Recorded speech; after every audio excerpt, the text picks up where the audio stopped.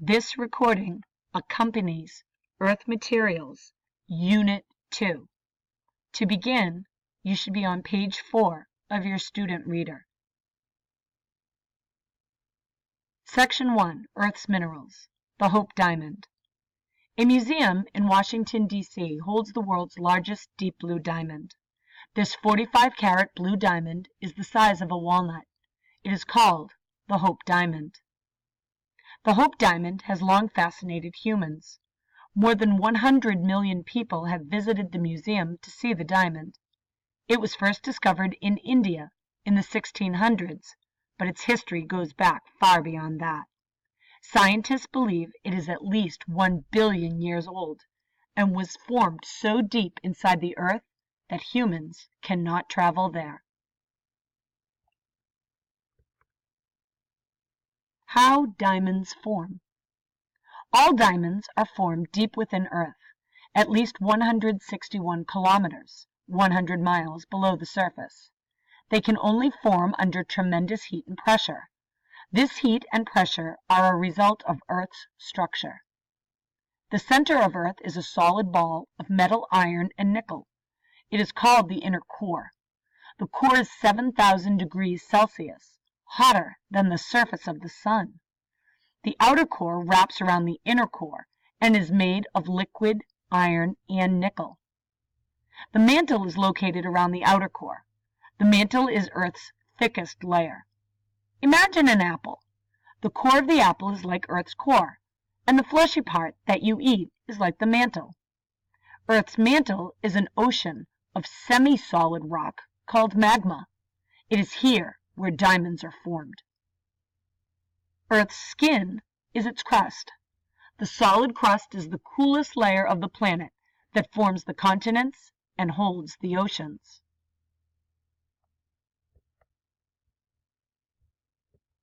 Diamonds are minerals. Diamonds are made mostly of a single element, carbon. The heat and pressure of Earth's interior cause the carbon atoms to join together in a way that result in the unique physical properties of diamonds. Diamonds are minerals. Scientists have found more than 3,000 minerals made up of different combinations of elements. All minerals are naturally occurring, which means they are not made by humans. They would exist on Earth without people. Minerals are also inorganic because they are not the product of something that is living or was once alive. Leaves and shells are organic because they come from something that was once alive. They also have a definite chemical composition. This means that every mineral is made up of the same kind and number of atoms.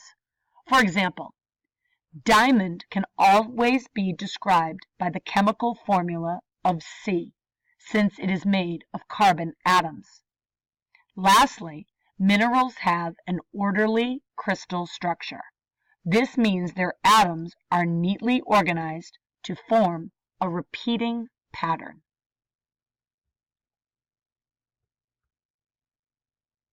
Identifying minerals. One of the reasons that people are drawn to the Hope Diamond is its color. Blue diamonds are very rare. They are blue because they have traces of the element boron combined with the carbon atoms. Diamonds come in many different colors, including red, yellow, green, purple, and brown. Color is one property that scientists use to identify minerals. In addition to color, there are many other property tests that scientists can do to identify a mineral. For example, scientists were fascinated to discover that the Hope Diamond gives off a fiery red glow after it has been exposed to ultraviolet light. This is called phosphorescence. Scientists have learned that all natural blue diamonds glow red for about 5 minutes after being exposed to UV light. However, blue diamonds created by humans give off different colors. Because of this, phosphorescence helps scientists determine whether a blue diamond is real or fake. Other diamonds do not phosphoresce. Instead, they fluoresce, which means they give off light only as long as UV light is shined on them.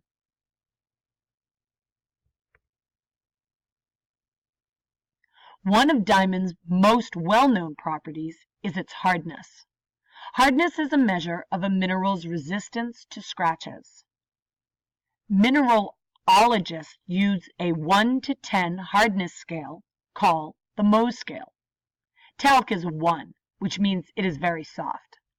Diamond, in contrast, is a 10, making it the hardest naturally occurring mineral. It is so hard that another diamond can scratch it. Its hardness is caused by the way that the carbon atoms join together. The hardness of diamonds makes them useful for different applications. For example, they are used in cutting tools for military materials such as airplane parts and armor. Most diamonds are also excellent electrical insulators. This means that they do not conduct electricity.